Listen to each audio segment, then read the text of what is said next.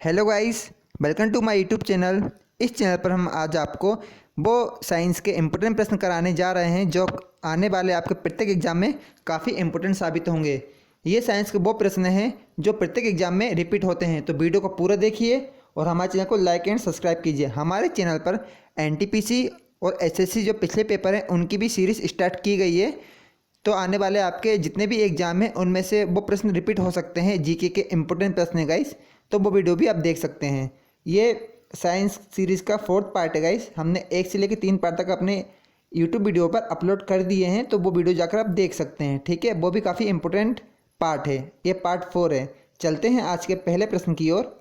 हमारा पहला प्रश्न है गाइस, कोई भी नाव डूब जाएगी यदि वह पानी हटाती है अपने आयतन के बराबर से, या ऑप्शन बी भार के बराबर से, या पृष्ठभाग के बराबर से, या ऑप्शन डी घनत्व के बराबर से। इनमें से आपका राइट आंसर क्या रहेगा गाइस?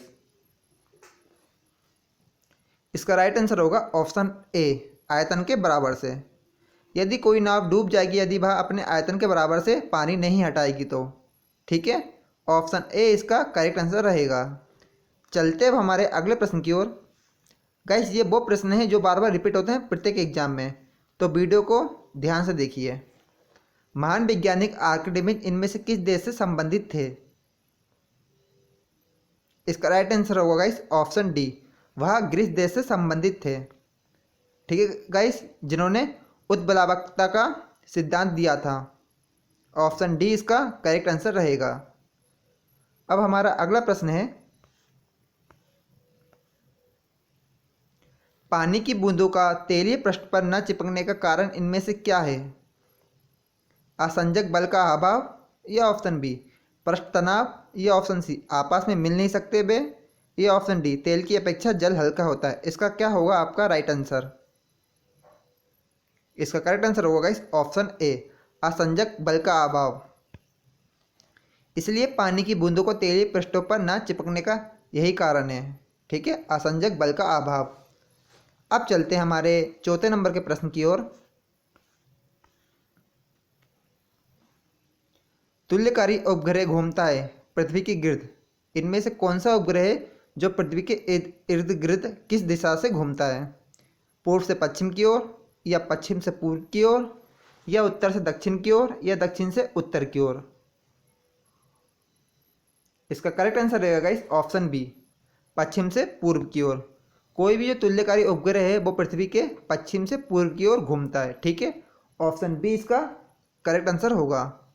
चलते अब हमारे अगले प्रश्न की ओर।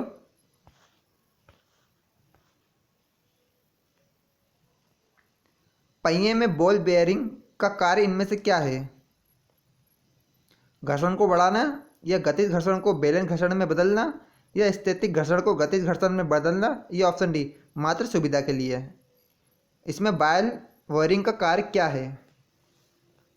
इसका राइट आंसर होगा इस ऑप्शन सी, स्थैतिक घर्षण को गतिज घर्षण में बदलना ही बॉल बेयरिंग का कार्य है। ठीक है, ऑप्शन सी इसका राइट आंसर रहेगा।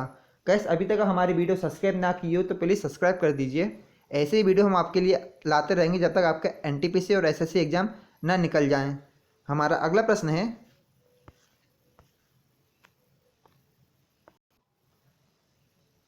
पानी के एक गिलास में एक बर्फ का टुकड़ा तैर रहा है। जब बर्फ पिघलती है तो पानी के स्तर पर क्या प्रभाव होगा? बर्फ बढ़ेगी, या कम होगा, या उतना ही रहेगा, या पहले बढ़ेगा या फिर कम होगा? इनमें से जो बर्तन में जो बर्फ़ रखा है उसमें पानी का जो आयतन है बढ़ेगा या कम होगा जब बर्फ़ पिघलेगी? इसका राइट आंसर होगा इस ऑप्शन सी, उतना ही रहेगा। ठीक है, जब भी अपन कोई बर्फ़ किसी बर्तन में रखते हैं अगर वो पिघलती है तो आयतन उतना ही रहता है जितनी बर्फ़ है। अब चलते हैं हमारे अगले प्रश्न की ओर। गाइस, ये रिपीट होने वाला प्रश्न है क्योंकि आ चुके हैं ये एनटीपीसी एग्जाम में, और जितने भी रेलवे एग्जाम हैं उसमें ये प्रश्न पूछे जाते हैं। ये इंपॉर्टेंट प्रश्न है गाइस।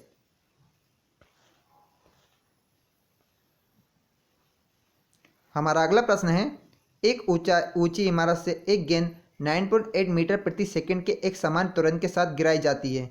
3 सेकंड के बाद उसका वेग क्या होगा?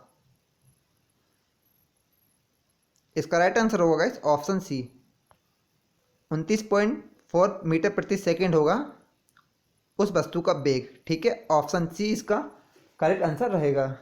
अब चलते हैं हमारे अगले प्रश्न की ओर।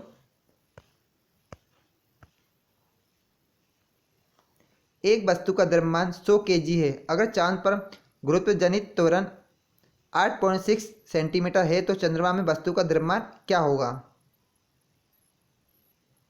इसका राइट आंसर रहेगा इस ऑप्शन सी, वह 100 केजी ही रहेगा। ठीक है, आयतन तो उतना ही रहता है सेम गाइस, द्रव्यमान नहीं बदलेगा। ऑप्शन सी इसका राइट आंसर रहेगा। अब चलते हैं हमारे अगले प्रश्न की ओर।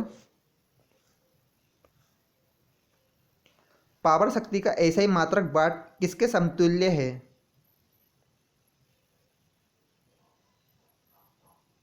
इसका राइट आंसर होगा option C, kilogram metre square second minus घात 3 की। ठीक है, ऑप्शन सी इसका राइट आंसर रहेगा, किलोमीटर मीटर सेकंड स्क्वायर -3। ठीक है गाइस, अब चलते हैं हमारे अगले प्रश्न की ओर।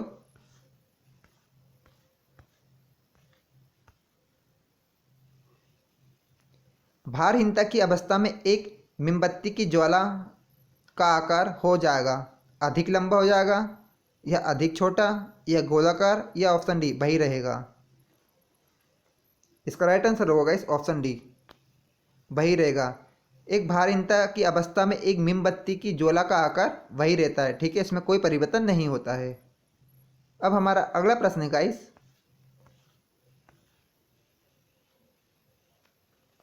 एक केश नली में जल की अपेक्षा एक तरल अधिक ऊंचाई तक चढ़ता है, इसका क्या कारण है?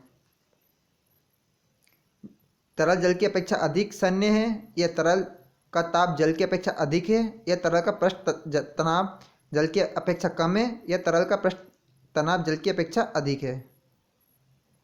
इसका राइट आंसर होगा इस ऑप्शन सी, सॉरी इस ऑप्शन डी, तरल का पृष्ठ तनाव जल की अपेक्षा अधिक है, इसलिए एक केस नली में जल की अपेक्षा एक तरल अधिक ऊंचाई से चढ़ता है। इसका राइट आंसर ऑप्शन डी होगा। ठीक है, चलते हैं हमारे अगले प्रश्न की ओर। निम्नलिखित में से किस एक के लिए केशिकत एकमात्र कारण है? इसका राइट आंसर होगा इस ऑप्शन डी, पौधों की जड़ों से जल का इसके पर्ण समूह की ओर बढ़ना ये केशिका एकमात्र कारण नहीं है इसका। ठीक है, सियाही का सोखना, भूमिगत जल का ऊपर चढ़ना, सूती कपड़े में जल की बूंदों का फैलना और दिया का जलना, ये सारी केशिका की क्रिया का उदाहरण है ऑप्शन 4 को छोड़कर। ठीक है गाइस, अब चलते हैं हमारे अगले प्रश्न की ओर। गुरुत्वाकर्षण के सार्वभौमिक नियम का प्रतिपादन इनमें से किसके द्वारा दिया गया था? न्यूटन द्वारा, या गैलीलियो द्वारा, या ऑप्शन सी कोपरनिकस द्वारा, या ऑप्शन डी आइंस्टाइन द्वारा? इनमें से किसके द्वारा गुरुत्वाकर्षण का नियम दिया गया था? इसका राइट आंसर होगा इस ऑप्शन ए, न्यूटन द्वारा। ठीक है, न्यूटन द्वारा गुरुत्वाकर्षण का सार्वभौमिक नियम दिया गया था। अब चलते हैं हमारे अगले प्रश्न की ओर, जो आज के एग्जाम में आया है। ठीक है, जो आज के एग्जाम होते रेलवे के, उसमें न्यूटन की जो थ्योरी है उनमें से प्रश्न पूछे गए थे, नियम में से, गति का पहला नियम, दूसरा नियम, तीसरे नियम में से प्रश्न आए थे गाइस, तो ये भी बन सकता है आपके प्रश्न में। तो चलते हैं हमारे अगले प्रश्न की ओर। ऊर्जा संरक्षण का आशय इनमें से क्या है? ऊर्जा का सृजन और विनाश होता है, या ऑप्शन बी ऊर्जा का सृजन हो सकता है बट विनाश नहीं हो सकता, या ऑप्शन सी ऊर्जा का सृजन नहीं हो सकता किंतु विनाश हो सकता है, या ऑप्शन डी ऊर्जा का तो ना सृजन होता है ना विनाश होता है। इनमें से क्या है ऊर्जा संरक्षण का नियम? इसका राइट आंसर होगा इस ऑप्शन डी, ऊर्जा का ना तो सृजन हो सकता है ना ही विनाश। ठीक है, ये ऊर्जा संरक्षण का नियम है, ऑप्शन डी इसका राइट आंसर रहेगा। चलते अब हमारे अगले प्रश्न की ओर।